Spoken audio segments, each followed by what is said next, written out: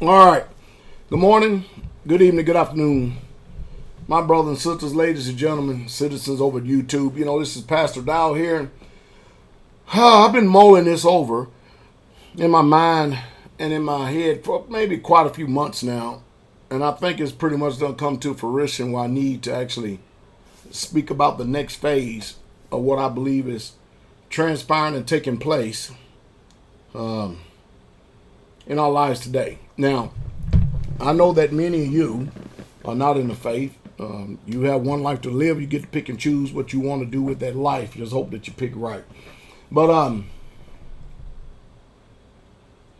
if you listen to me any length of time whatsoever all over the years, I've spoken to you over and over again how the way that you control a population, a general population, is by food. If you don't have any food, not only are people going to revolt and rebel and all this other stuff, you're going to have utter chaos on your hands. Now, if you listen to me, and I'm going to continue to probably say that many, many times in this video, you know that over the years, I have tried my best to teach you to not depend on somebody else, especially the government. Never depend on handouts.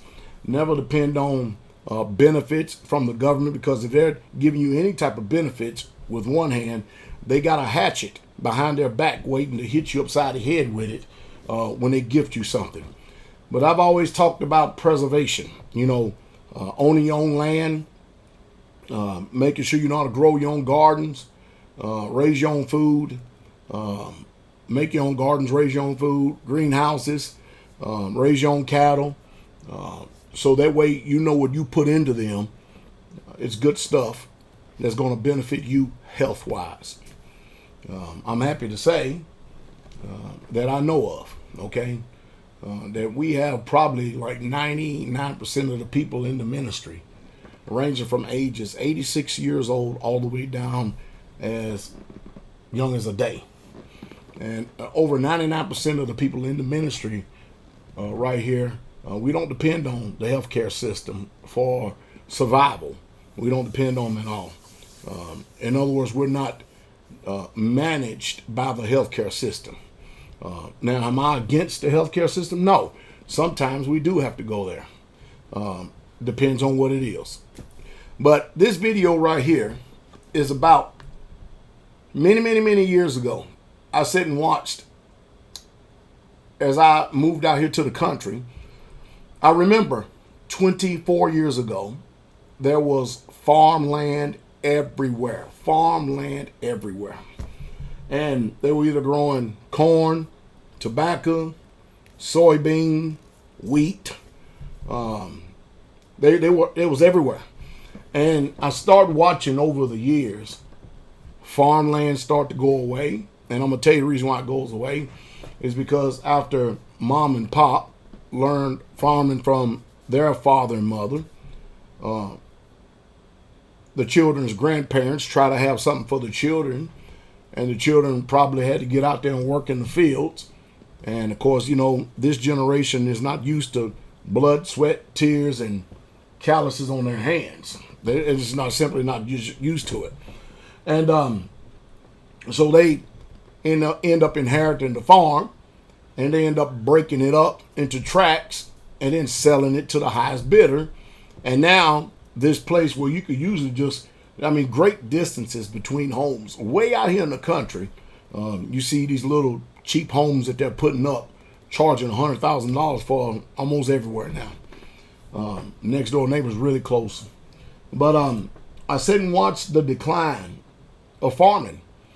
And then, of course, the government moved in, start paying farmers, and telling the farmers that, we will give you money, we'll give you subsidies, we'll give you all this if you don't even grow crops. I know it sounds nonsensical. Stay with me in this video. I promise you, you're going to learn something.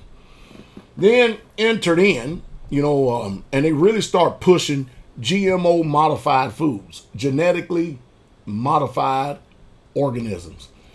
And of course, they started with all these pesticides, herbicides, chemicals to, keep weeds and everything else from taking over, and so that you can get more yield and more harvest. And of course, some of these things have been engineered in the lab. And everybody is making profits and not thinking about the health of people. We all know that I know for sure we don't have the nutritional value in our foods and our food sources that we should have.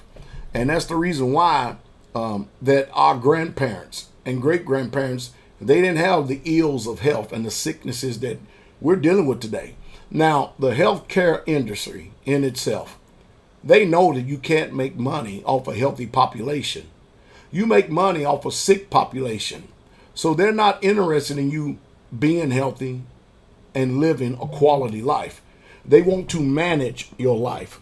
Whereas every year, as you start looking on top of the refrigerator or wherever you keep your pharmaceuticals, that thing starts to increase. You had 2 pills this year you had to take. Next thing you know, you got 3 bottles, 4 bottles, 8 bottles. Now you're up to 10 bottles of meds. And they call that managing disease. But the whole time your body is deteriorating on the inside.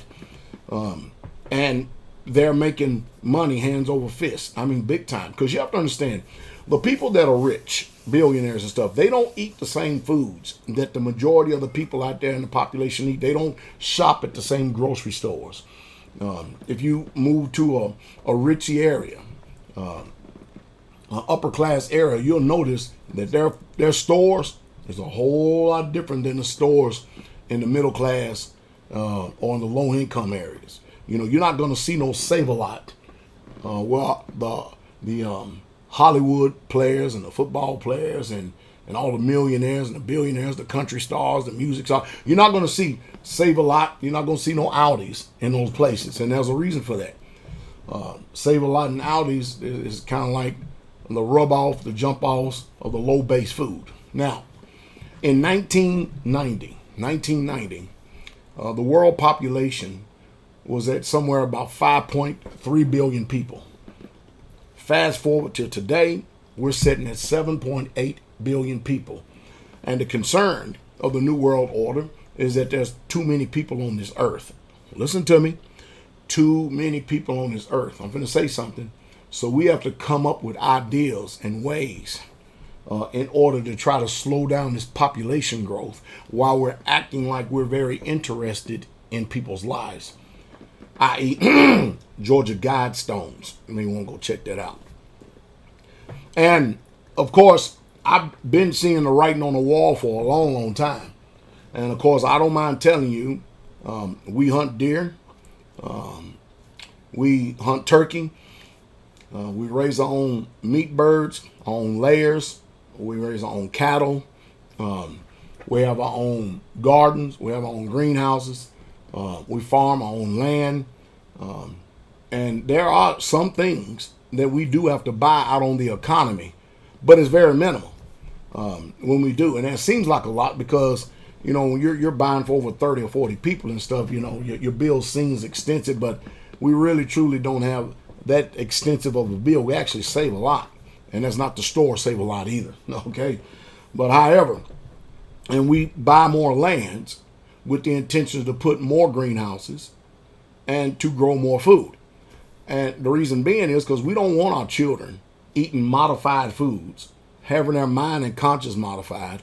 Because if your mind is sick, your body is sick, it's going to alter and it's going to change the way that you think.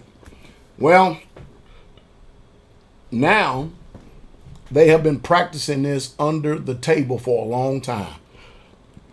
They have been practicing, watch this, raising lab foods. That's right. Lab foods. That means steak, chicken, beef, pork, whatever you can think of, it's actually grown in a lab. Forget about GMO modified. We're talking about, the Humane Society and how bad that these, the inhumaneness of how they slaughter animals and all this other stuff and tree huggers and everything else. You can forget about all that. That now everybody, as their plan, is going to eat food grown in a lab, and it doesn't take weeks and months, days. You're going to be looking at a time in the future to where you're going to go to the store and it's going to look like a steak. It's going to taste like a steak, but it's not a steak. It's going to look like a chicken breast. It's going to look like leg quarters. It's going to taste like leg quarters. It's going to taste like chicken. But it ain't chicken. And they have already been experimenting on this for quite some time now. Can you believe that? So, they figured, this is in their thought, that the earth cannot sustain the amount of people that is on it right now. Now, the earth is a very big place.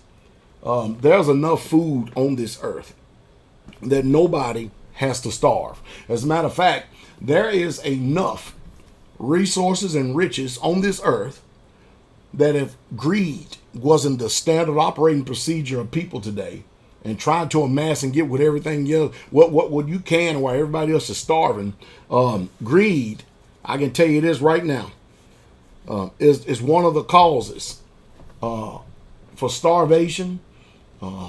Children all over this earth going to bed without a meal and dying of starvation, which is a very painful death. There's enough food, there's enough resources where every single human being on this earth could live a respectful, credible lifestyle, but they're not going to do that because of greed.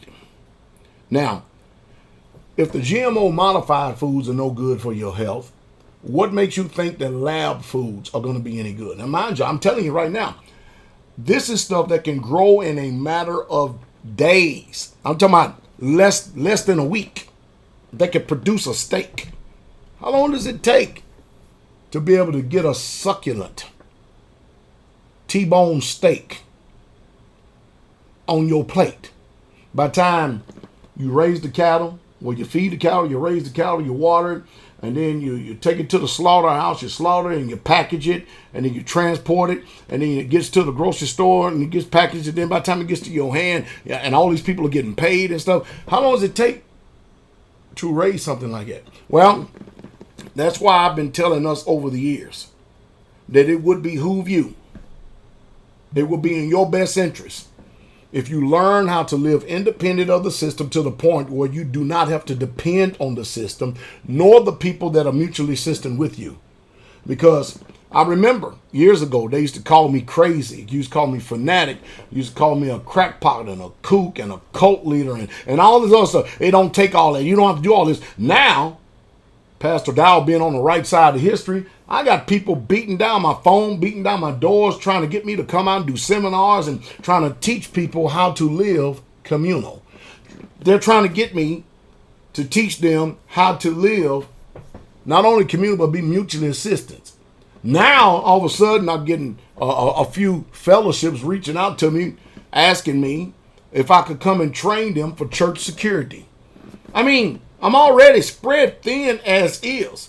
And the one reason why I made all these videos over the years is so that you could have something to fall back on. And it's good, very good, if you can actually refresh your memory and go back into these archives and become very educated.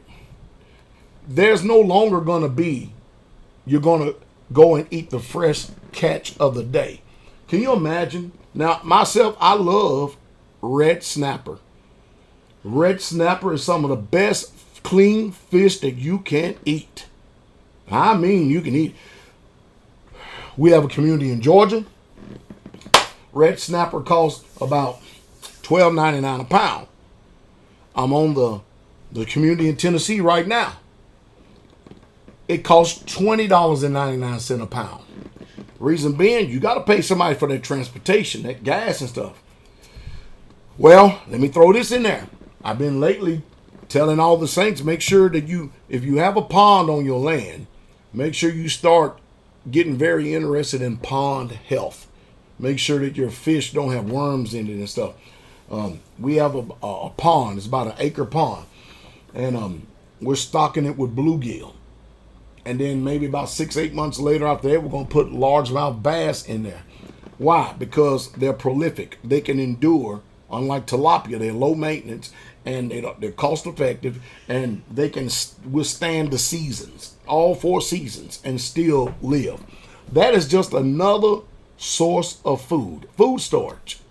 You see, the reason why you want to get around people of like precious faith and like mind and spirit is because you can have a security force and a security team in case the proverbial crap hit the fan. And somebody wants to come and take all that you've been storing and amassing all these many years and stuff. You'll have a contingency plan. You'll be able to protect yourself. But I can't imagine the world is coming and the time is coming that we're no longer going to be able to eat the catch of the day. No more snapper, no grouper, no mai, no salmon, no trout, no none of that. And then with all the laws that they're making nowadays, they're restricting hunting and fishing and everything else. Can you imagine that? And can you imagine some of you have never even tried to develop the skills because it's an inconvenience. Never, ever, ever try to develop the skills to go out and to learn how to hunt and to provide for your family. Listen, you've got two choices to make in all this that's going on today. You're either going to continue to keep on going as life as is, unprepared, dependent on them. That's the reason why I told people to get out of these states like California and New York and Illinois and Washington State and all these communist states that are against your civil liberties and freedoms, that are against you having the right to keep and bear arms and stuff. And I'm watching a great exodus right now of a bunch of healthcare nurses, officials, doctors, and everybody else. They're all making a mass exodus, and they're all going to the South. And states are losing delegates. States are losing seats in the House of Representatives, different chambers of everywhere, because nobody wants to be in those states where they're going to try to infringe communism and fascism upon you and trying to tell you how you should live and the way you should do it. When you get out in the country, things are a little bit more different out here. You know, for the most part, people mind their own business and it pretty much leave you alone. But and if somebody do come out here, they better have a damn good reason for being out here. But you know, I probably have said everything that I could. And I've given all the direction I could to try to help us as much as we can, much as I could over the years. But at least one thing, you need to ask yourself these questions right here, all right? These lab foods that they're implementing is soon to be on the shelves, and how do we know? We don't even really truly know if they're not even on the shelf now. I just think the father that ain't got to go out there and buy that crap. But will these foods be good for your health? That's a question. Is that not a good question? Also, will you be able to farm on your own land if you don't understand self-preservation?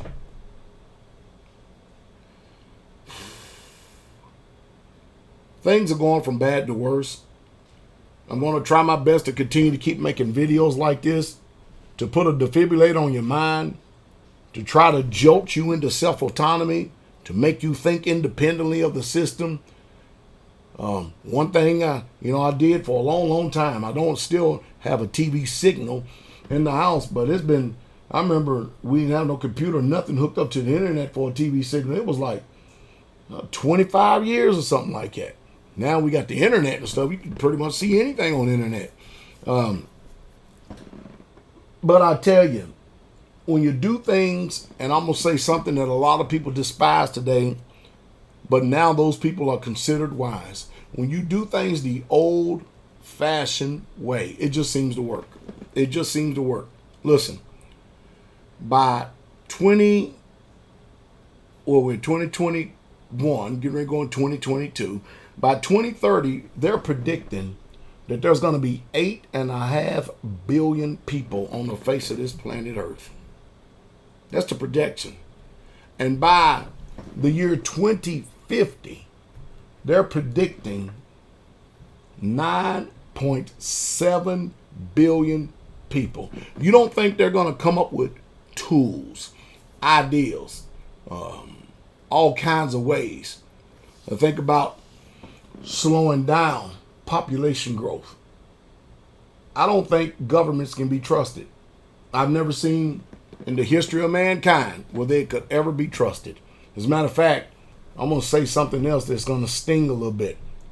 I don't think your natural family or your friends that you grew up with, or your colleagues, or your associates that you work with, when you try to speak to them about preserving self and self-preservation, they look at you like you're some type of idiot or alien. Those people simply cannot be trusted, because I told you what they're going to do. When the balloon goes up, you've been talking about it. You've been trying to save them. They don't want to hear it. They're going to be coming knocking at your door, which is the heightened sense of selfishness, because they expect for you to take care of them with all the food, and you went out and used your sweat equity, all your hard-earned labor to store in a stack for you and your family, and they think that all of a sudden you're supposed to be benevolent to them and give them what you've been storing for you and your own family. You better start learning how to change your mind. Your preachers, they ain't going to tell you that. They're going to continue to keep telling you, will a man rob God? Bring all the tithes into the storehouse, and you watch all these millionaire preachers and stuff, and got enough millions that everybody in a congregation could live a good lifestyle. But no, it's not about that. They're trying to learn the ways of the people out here. But listen, become personal, become quiet, become security minded. Please make some type of choice and decision to preserve yourself and the loved ones that are around you. Train. Train. Don't go out there and pay all these people that's charging you $500 a class to go train and stuff like that. It's crazy. I'm a 10-year U.S. Army paratrooper veteran. We have a retired Ranger. We have a Navy SEAL in the ministry. We got quite a few veterans that's in the ministry and stuff. And we train the people for free.